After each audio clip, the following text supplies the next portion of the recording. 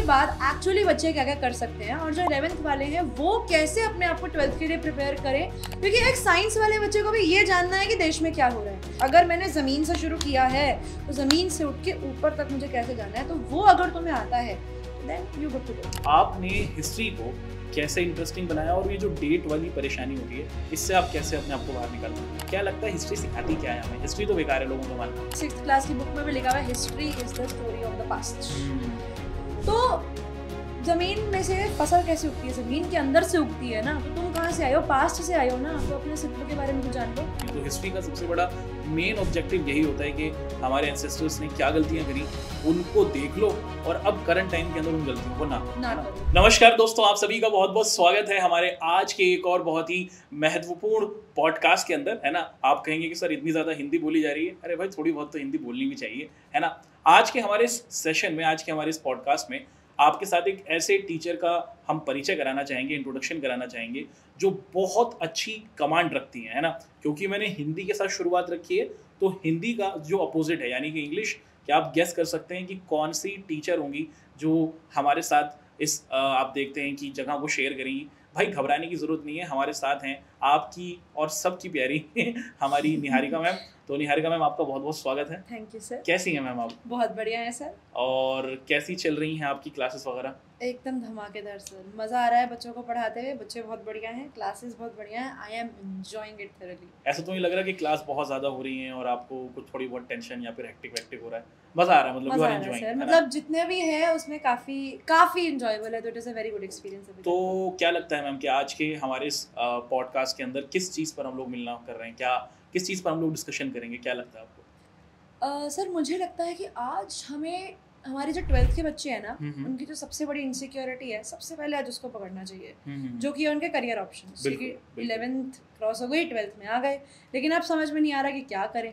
तो ह्यूमैनिटीज़ के साथ, जैसा हम लोगों ने पिछले पॉडकास्ट में बात करी थी, कि हमारे पास बहुत सारे अलग अलग सब्जेक्ट्स होते हैं जिनमें हम अपना फ्यूचर निकाल सकते हैं।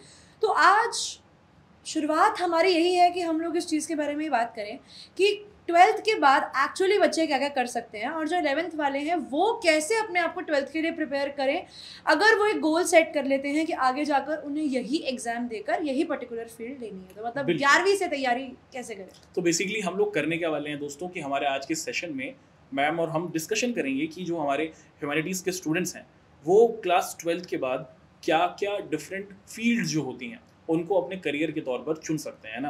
तो काफ़ी इन्फॉर्मेटिव, काफ़ी ज़बरदस्त और काफ़ी इंटरेस्टिंग हमारा ये सेशन होगा। थोड़ी बहुत फ़न की बातें भी हम लोग करने वाले हैं, है ना। तो सबसे पहले ये डिस्कस करेंगे मैम कि बच्चों का एक फिनोमेना है, बच्चों का ये मानना है कि अगर आर्ट्स हम ले रहे हैं या फिर ह्यूमैनिटीज़ हम ले रहे हैं तो हम गवर्नमेंट जॉब की तरफ जाएंगे, कि ये पूरा, या फिर टीचिंग की तरफ जाएंगे। क्या आपको लगता है सिर्फ दो यही फील्ड है? सर नहीं, बिल्कुल भी नहीं। यूपीएससी एक बहुत ल्यूक्रेटिव, बहुत अच्छा ऑप्शन है अनडाउटेडली। कोई भी गवर्नमेंट जॉब ले लो, बहुत अच्छे ऑप्शंस हैं।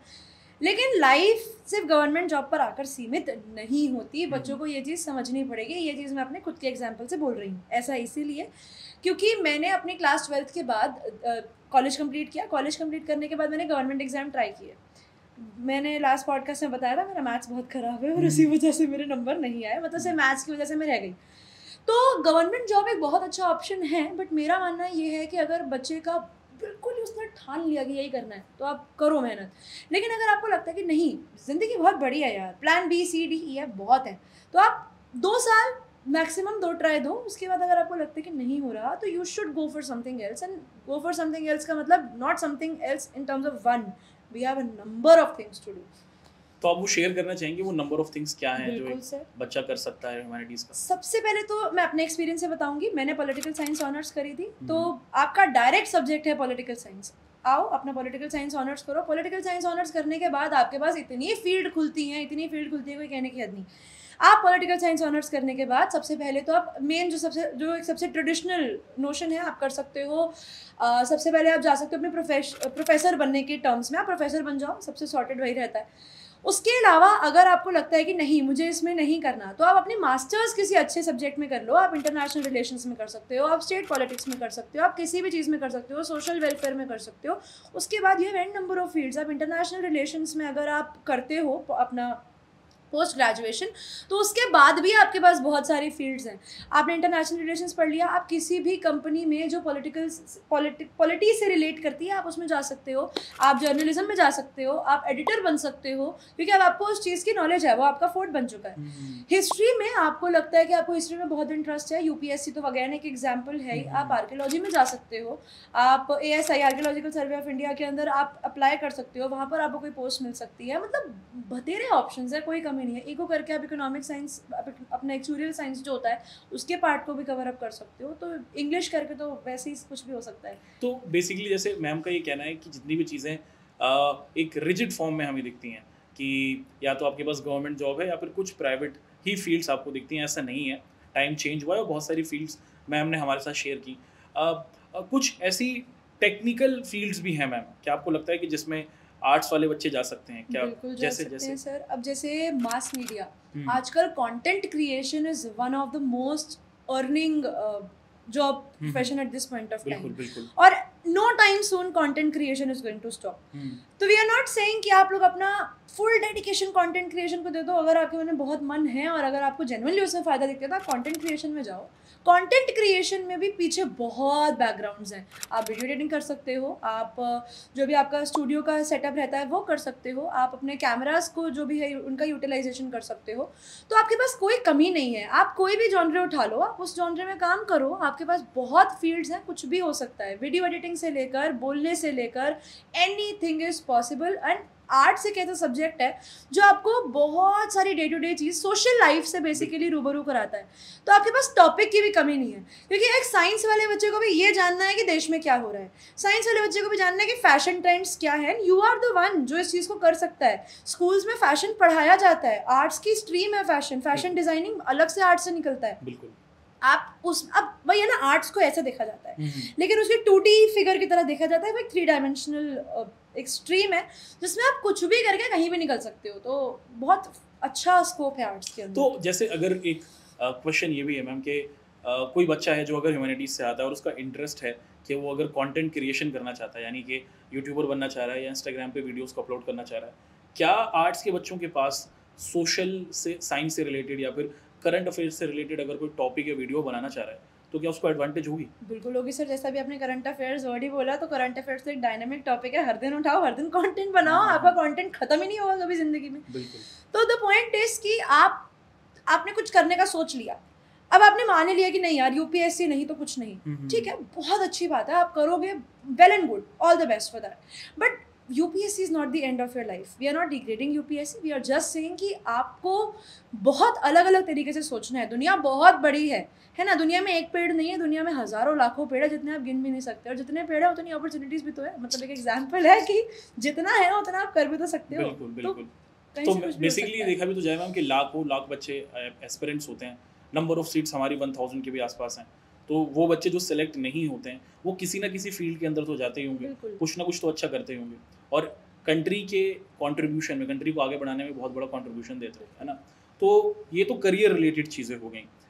ह्यूमैनिटीज़ के जो बच्चे हैं वो कहीं ना कहीं आप देखते हैं कि प्रेशर में रहते हैं, क्योंकि उनकी फैमिली के अंदर अगर कोई बच्चा है मान लीजिए और उसमें एक कज़न ने या उसके भाई बहन ने साइंस को ले लिया मैम या फिर कॉमर्स को ले लिया, और वो बच्चा जो ह्यूमैनिटीज़ को ले रहा है, आर्ट्स को ले रहा है, वो एक तरीके से गिल्ट में रहता है मैम, है ना। उसको आसपास के लोग कहीं ना कहीं डिफेम करते रहते हैं। तो उस गिल्ट से कोई बच्चा कैसे बाहर आ सकता है या फिर वो उनको कैसे जवाब दे सकता है?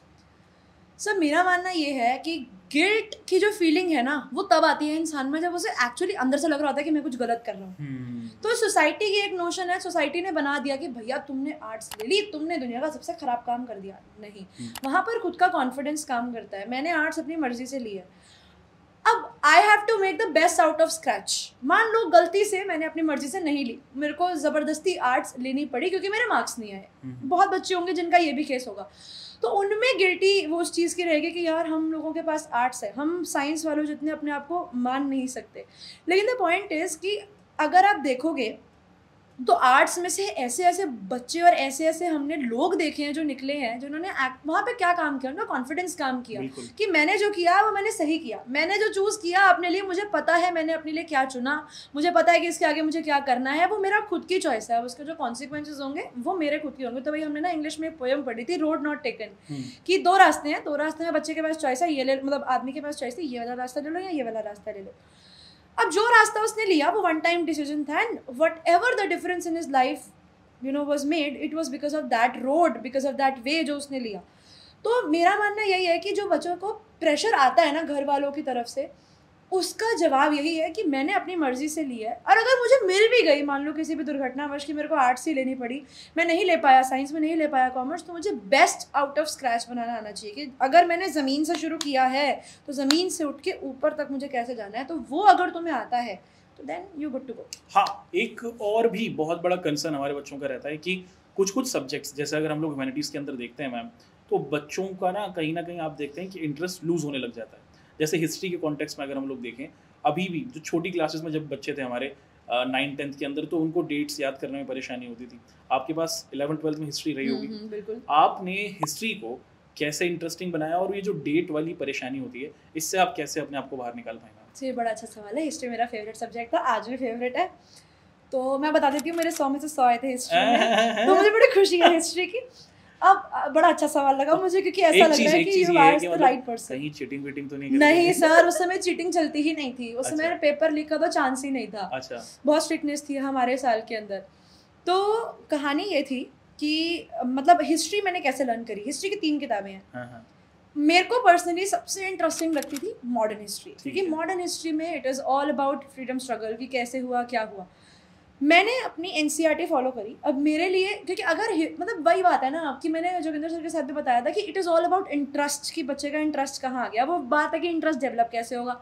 इंटरेस्ट डेवलप ऐसे होगा कि आप चीज़ों को खुद से पढ़ना शुरू करो। अब मेरे साथ ये था कि मेरे को बहुत नया शौक चढ़ा, 12th में अच्छे नंबर लाने हैं। अब जो बच्चा 11 से भी ये चीज़ कर रहा है कि मुझे अच्छे नंबर लाने हैं, अपने पास से स्टिकी नोट्स बना लो, सबसे best colourful sticky notes, copy में चिपकी होंगे, रंग बिरंगी बुक होगी, देखने में भी मज़ा आएगा, खुद को भी मज़ा आएगा, सामने वाला बच्चा देखेगा वो भी बोलेगा कि भाई तू तो किताब पढ़ता है, तेरी किताब देखकर तो मज़ा आ गया। तो जब तुम्हें लगेगा ना कि हाँ यार, इसमें तो इस सब्जेक्ट में मेरा नाम बन रहा है, आई एम स्टडिंग, मेरे को दिख रहा है कि बच्चे भी मुझे पसंद कर रहे हैं, मेरे आइडियाज़ को पसंद कर रहे हैं, when you will see that the others are taking your idea, तो वो ना कॉन्फिडेंस बिल्ड कर देता है कि I am on the right path. And when the person knows कि he is on the right path, तो वो उसी रास्ते पर चलता रहता है, एंड इवेंचुअल पाथ यही होता है कि नंबर आ जाते हैं। मैंने हिस्ट्री करी थी, अगर coming to the main point, मैंने करी थी स्टोरी के फॉर्मेट में। ठीक है। डेट्स मैंने लर्न करी थी लिख कर। अच्छा। मतलब मेरे को अभी भी मतलब बहुत सारी चीज़ों की डेट्स में दिक्कत थी, एट द एंड मोमेंट तक मुझे दिक्कत थी हिस्ट्री के अंदर। तो मैंने अपने ना निमोनिक्स बना लिए थे कि अच्छा इस साल ये हुआ, इस साल ये हुआ, इस साल ये हुआ। अगर मैं किसी में कंफ्यूज हो गई तो जैसे मान लो कि 1929 का था ना लाहौर सेशन, हाँ जैसे मुझे वो याद है अभी तक कि मैंने उस समय पढ़ा था। तो मुझे पता है कि 1929 के आगे मैंने L लिख दिया, LS लिख दिया। उससे पहले कोई चंपारण में, लखनऊ में सेशन हुआ था 1916 में, तो उसके आगे लखनऊ सेशन के लिए LU, मतलब कुछ ना कुछ ऐसे शॉर्ट फॉर्म्स बनाकर मैंने LU LO ऐसे करके कुछ शॉर्ट फॉर्म्स बनाकर मैंने इस तरीके से सेशंस को लर्न किया था कि अगर अच्छा ये सेशन ये सेशन ये सेशन, और नंबर्स जो थे उसको मैंने एक सीरीज़ के पैटर्न में बना लिया था कि अच्छा पहले में 5 साल का फ़र्क, दूसरे में 6 साल का फ़र्क, चौथे में 5 साल का फ़र्क, फिर इसमें इतना। तो वो एक सीरीज़ बन गई यहाँ पर, और यहाँ पर वो निमोनिक्स के फॉर्म में लर्न हो गए। तो ऐसे मैंने डेट्स लर्न। देखो मैं अपना एक्सपीरियंस बताता हूँ मैम। मेरे पास ना हिस्ट्री थी नहीं 11th-12th के अंदर, और फिर ग्रेजुएशन के अंदर जाकर मेरे को हिस्ट्री मिलती है, तो मेरे लिए बहुत ज़्यादा आप देखते हैं कि परेशानी का माहौल हो गया था। तो मैंने एक तरीके से क्या किया मैम कि जैसा आपने फॉलो किया ना, इसका थोड़ा सा मिनिएचर वर्जन मैंने किया। मैंने हर चैप्टर के अंदर जितनी भी इंपॉर्टेंट डेट्स थी, अब जितने भी इंपॉर्टेंट इवेंट्स थे, उनको एक तरफ लिखा, और उनके सामने जो जो इवेंट्स होते गए, मतलब डेट के साथ इवेंट्स होते गए, उनको रखा 2-4 बार। फिर मैंने अपने फ़ोन की रिकॉर्डिंग को ऑन किया और उसको रिकॉर्ड कर लिया। फिर मल्टीपल टाइम्स मैंने उसको सुना, तो वो जो पूरे चैप्टर का जो क्रक्स था, जो पूरा का पूरा सार था, वो मुझे याद हो गया। तो आप भी इस चीज़ को अप्लाई कर सकते हैं कि जो इंपॉर्टेंट डेट्स आपको दिख रही हैं वो लिखिए, इंपॉर्टेंट ईयर्स उसके सामने लिखिए, जो जो घटनाएं घटती हुई आपको दिखी, और उसको मल्टीपल टाइम्स आप सुन लीजिए रिकॉर्डिंग को, तो आपको पूरे तौर पर वो सब चीज़ें याद हो जाएंगी, है ना। दूसरा एक और बहुत बड़ा मैम देखते हैं बच्चों के सामने परेशानी आती है, वो ये है कि पॉलिटिकल साइंस के अंदर बच्चे कहीं ना कहीं अपना जो कनेक्शन होता है वो बिल्ड नहीं कर पाते। 11th के अंदर जितनी भी पॉलिटिकल साइंस की स्टोरीज़ हैं या फिर जो कंटेंट हमें दिखता है, वो कहीं ना कहीं डिफरेंट अप्रोचेस पे है, चाहे वेस्टर्न अप्रोच हो या फिर इंडियन अप्रोच हो, और 11th 12th और 12th के अंदर वो चीज़ें बिल्कुल बदल जाती है। तो ये जो ट्रांजिशन होती है, इससे बच्चा अपने आप को कैसे जोड़ सकता है मैम? सर पॉलिटिकल साइंस के लिए तो मैं ये कहूँगी कि अब जो हमने अब तक जो 10th में पढ़ा वो सिविक्स था, जो 11th में आ गया वो पॉलिटिकल साइंस। बिल्कुल। तो सबसे बड़ा डिफरेंस तो वो सिविक्स जिसमें आप पूरी सोसाइटी पढ़ रहे हो, एवरीथिंग, जिसमें आपका इकोनॉमिक्स के भी पॉइंट्स इंक्लूडेड हो जाते हैं। जो आपका पॉलिटिकल साइंस है, again it is a kind of a science, उसमें बहुत सारी ट्रायल्स एंड एरर्स, बहुत सारे अलग अलग मेथड्स लगे हैं। अब जैसे आप किसी की भी जॉन रॉल्स की थ्योरी ले लो, अभी आएगी आगे बच्चों के पास चैप्टर में, लिबर्टी चैप्टर है, वहाँ पर जस्टिस है, इक्वालिटी है, जितने भी प्रिंसिपल्स है ना वो उसका एक एक चैप्टर है। तो वही है कि उसके अंदर जो कहानियाँ दी हुई है ना वो हमें थोड़ी सी साइंटिफिक अप्रोच के साथ पढ़नी पड़ेंगी। बस 11th में बच्चे के साथ ये रहता है, क्योंकि अब जैसे जॉन रॉल की वो थ्योरी ऑफ वेल है ना, शायद से वो राइट, तो वो जो थ्योरी ऑफ वेल है, अब उसमें जो भी मतलब आगे पढ़ेंगे बच्चे भी कंफ्यूज मत होना कि मैम क्या क्या बोल रही हैं। तो अभी आप जो पढ़ोगे ना तो उसको थोड़ा बहुत साइंटिफिक अप्रोच के साथ, थोड़ा बहुत इमेजिनरी चीज़ों के साथ आपको दिमाग में लाना पड़ेगा। मतलब बच्चों को पहले से समझना पड़ेगा कि 11th में जो तुम पढ़ रहे हो, जो आपकी एक बुक है जिसके अंदर सारी की सारी पॉलिटिकल थ्योरी बुक का नाम है ना, तो पॉलिटिकल थ्योरी में आपको जनरली थोड़ी थ्योरी पढ़नी है, तो उसके अंदर आपको साइंटिफिक अप्रोच थोड़ी सी रखनी पड़ेगी। तो you will get a touch, you will get a crux की अच्छा मतलब किसी चीज़ को अगर हमने एक्सपेरिमेंट किया, उस एक्सपेरिमेंट से क्या रिजल्ट आया, उन रिजल्ट पे वो पहली बुक में थ्योरीज है। तो पहली बुक के लिए साइंटिफिक अप्रोच, सेकेंड बुक वही है जो हम डे टू डे लाइफ में देखते हैं कि प्राइम मिनिस्टर कैसे बनते हैं, प्रेसिडेंट कैसे बनते हैं, तो उसके लिए आपको पता है। अब ये मान लो कि तुम्हें वो नॉलेज आती है, इट इज़ जस्ट दैट कि 11th में you need to understand that topic in a elongated form, that's it, कि किसकी कितनी पावर्स हैं। और सबसे इंटरेस्टिंग आता है जो फंडामेंटल राइट्स और DPSP के बारे में बात होती है, मतलब मेरा सबसे फेवरेट टॉपिक वही था। तो मतलब इट इज़ लाइक कि 11th में जो अप्रोच है ना वो थोड़ी सी साइंटिफिक, और 12th में it is completely story based. सुनने में बहुत मज़ा आता है, भले वो वर्ल्ड पॉलिटिक्स हो या इंडियन पॉलिटिक्स हो। इंडियन पॉलिटिक्स तो अलग लेवल में मज़ा आता है, मतलब ऑनेस्टली मेरी फेवरेट थी। जहाँ से वो चैप्टर 4 क्रॉस करती है ना बुक, उसके बाद मैं इतनी फ़ैन हो जाती हूँ ना उस किताब की। अभी भी मेरे पास मेरी बुक्स पड़ी। आपको लगता नहीं मैम कि जैसे NCERT कुछ इस तरीके से लिखी गई है जिसमें अगर बच्चा खुद सेल्फ स्टडी करना शुरू कर दे तो वो एक तरीके से मेस्मराइज हो सकता है? कर सकता है सर, बिल्कुल कर सकता है। मैं अपने एक्सपीरियंस से बता रही हूँ ये चीज़। मतलब 11th में मैं भी सोची थी कि यार क्या करूँगी मैं जॉन रॉल्स की थ्योरी पढ़कर, मतलब what is the use of this theory. But कभी कभी अब ऐसा लगता है कि हाँ यार बात तो सही लिखी थी, कि कभी कभी सोसाइटी में चलने के लिए कुछ चीज़ें इग्नोर करनी पड़ती है। उसमें यही है थ्योरी में कि you need to ignore certain things, you need to have that well, छुपाना पड़ेगा, भूलना पड़ेगा कुछ चीज़ों को। तो मतलब तब लगता था कि क्या यूज़ है इसका, लेकिन एक्चुअली मैं ऐसे मतलब ह्यूमैनिटीज़ को लेके चीज़ कह सकती हूँ कि ये प्रैक्टिकल है। तो अच्छा ये तो बता दीजिए आपकी पॉलिटिकल साइंस में कितने नंबर आए थे? 96। अरे नहीं, उस पेपर में चीटिंग हुई थी? नहीं सर, नहीं हुई थी। तो नहीं मतलब हुई थी, उस समय चीटिंग नहीं हुई थी। चीटिंग वाले टाइम से आप मतलब अपने मैं पीछे हूँ। अच्छा पीछे, आपके टाइम पे नहीं हुआ? मेरी बहन के टाइम में चीटिंग हुई थी। अच्छा, वो कौन सा टाइम होगा? आई थिंक 2018 में उसने 10th का बोर्ड दिया था मैथ्स का। वही वो कहानी वही थी कि पेपर लीक हुआ है, उसके बाद फिर वो पूरा का पूरा पेपर रिपीट हुआ था। नहीं, उनका पेपर रिपीट नहीं हुआ था। अच्छा। उस साल इकोनॉमिक्स वालों का पेपर रिपीट हुआ था, क्लास 12th वालों का। जबकि पेपर इकोनॉमिक्स कम लीक हुआ था, जो 12th का था, 10th का था वो ज़्यादा हुआ था, लेकिन 10th का रिपीट नहीं हुआ। ये लीक की परेशानी बहुत बड़ी है और इंडिया के अंदर ये सिचुएशंस को परेशान करती रहती है, बच्चों को परेशान करती रहती है। ज्योग्राफी, क्या ज्योग्राफी 11th के अंदर और 12th के अंदर साइंस नहीं लगती आपको मैम? लगती है सर, बट वो स्ट्रीम ही क्या जो एकदम ऐसा केक वॉक हो। क्योंकि एक बार मोनिका मैम से इंटरेक्शन कर रहा था तो मोनिका मैम ने बताया कि बेसिकली मोनिका मैम हमारी वो अध्यापिका हैं जो ज्योग्राफी पढ़ाती हैं, बच्चे जानते हैं। तो मैम का ये कहना था मैम कि बच्चों का ये कहना है कि हम तो साइंस की वजह से ही ह्यूमैनिटीज़ की तरफ आए थे कि हमें साइंस के कॉन्सेप्ट को ना पढ़ना पड़े। यहाँ तो हम पूरा का पूरा साइंस ही देख रहे हैं, अब दोबारा से साइंस को समझना पड़ेगा। तो वो जो डर बच्चों का साइंस को लेके था 9th 10th के अंदर, 11th में ज्योग्राफी के रूप में वो बच्चों को देखता है। क्या ज्योग्राफी थी आपके पास? सर ज्योग्राफी नहीं थी, लेकिन मेरे दोस्तों के पास थी। हाँ। मेरी एक दोस्त थी, उसके पास थी, और मुझे पता है कि उस बेचारी का हाल बहुत बुरा था क्योंकि ज्योग्राफी एक्चुअली थोड़ी सी टफ है। लेकिन मैं बताऊँ सर, ये चीज़ें ना जब हम उस फेज़ में होती है ना, हमें बहुत बड़ी लगती है, यार कैसे करेंगे। लेकिन आफ्टर यू ग्रो अप वो चीज़ें बहुत ट्रिवियल हो जाती हैं। मतलब after point of time you won't even feel कि दोज थिंग्स वर डिफ़िकल्ट। तो मेरा मानना ये है कि वो रास्ता है क्या जिसमें कुछ कठिनाइयाँ ना हो। बिल्कुल। आपको पॉलिटिकल साइंस, अब जो बच्चा ह्यूमैनिटीज़ ले रहा है वो इस माइंडसेट को प्रिपेयर करके ले रहा है कि मुझे चीज़ों को लर्न करना पड़ेगा, मुझे चीज़ों को समझना पड़ेगा, I need to form answers with it. इसमें प्रैक्टिकल, इसमें मतलब वही ना, आर्ट्स एक डायनेमिक स्ट्रीम हो गई। You can not learn what is given to you need to understand it with the given examples. तो वहाँ पर मेरे को लगता है कि ज्योग्राफी थोड़ा सा स्टैटिक सब्जेक्ट हो जाता है, because again it is all about the information जो किताबों में छपी हुई है. तो अब वही बात है ना कि कुछ तो मुश्किल झेलेंगे ना बच्चे, तो झेल लो, कोई दिक्कत नहीं है. हाँ, एक और बहुत बड़ा एक तरीके से आप देखते हैं कि हमारी सोसाइटी के अंदर मैडम थॉट बना हुआ है कि भाई ये हिस्ट्री पढ़ते क्यों हैं, चीज़ें जो गुजर गई तो गुजर गई, क्यों हम ये जानें कि किसने क्या महल बनाया, किसकी लड़ाई किससे हुई, और ये सब हम चीज़ें क्यों सीखते हैं. तो स्पेसिफिकली हिस्ट्री की अगर हम बात करते हैं ह्यूमैनिटीज़ के अंदर, लोगों की ये सोच है, सोसाइटी की ये सोच है, और इसमें बहुत बड़े बड़े ऐसे लोग हैं मैम जो बहुत अच्छी अच्छी पोस्ट पर भी हो सकते हैं, जो साइंस से या कॉमर्स हैं, वो बहुत इन्फीरियर मानते हैं हिस्ट्री को स्पेसिफिकली. क्या लगता है हिस्ट्री सिखाती क्या है हमें? हिस्ट्री तो बेकार है लोगों का मानना है. नहीं सर, हिस्ट्री बेकार नहीं है. द रीज़न बीइंग कि हिस्ट्री ना अगेन इट सेल्फ हिस्ट्री में सब्जेक्ट आता है बचपन से. हमारी 6th क्लास की बुक में भी लिखा हुआ है history is the story of the past. तो ज़मीन में से फसल कैसे उगती है? ज़मीन के अंदर से उगती है ना. तो तुम कहाँ से आए हो? पास्ट से आए हो ना, तो अपने अस्तित्व के बारे में तो जान लो. नॉट दैट कि तुम्हें ये जानना जरूरी है कि होमो सेपियंस कहाँ थे, कहाँ आए थे, because those kind of information are just important for the general knowledge का purpose. But whatever happened in your country, whatever happened in your land mass, वो पता होना तो ज़रूरी है. अब आधे लोगों से पूछो भूकंप आते हैं कैसे आते हैं, उन्हें पता ही नहीं भैया भूकंप कैसे आते हैं. हिस्ट्री का सवाल उठा लूँ, तुम्हें ये नहीं पता, अगर मान लो कि हमारे देश में, अब कई लोगों को नहीं पता होगा कि सॉल्ट मार्च क्या था, या जो भी हुआ हमारे इंडिया में फ्रीडम लाने के लिए 3 मेन मूवमेंट्स थी, नॉन कोऑपरेशन, सिविल डिसोबीडियंस और क्विट इंडिया मूवमेंट. ये चीज़ें पता होनी इसीलिए ज़रूरी है कि कभी कल को तुम जाकर किसी डिबेट में खड़े हो गए जहाँ तुम्हारे पॉइंट को अपोज करने वाला सामने खड़ा है, तो on what grounds are you going to protect yourself? In that case, history and political science plays a very important role. मतलब मैं अपने आप को बहुत privileged मानती हूँ, मैंने ये ले लिया, बिकॉज मैं अगर कॉमर्स में लेती हूँ तो मेरा दिमाग होता है बिल्कुल पैसों को लेकर, कि I am just concern with the money point of view.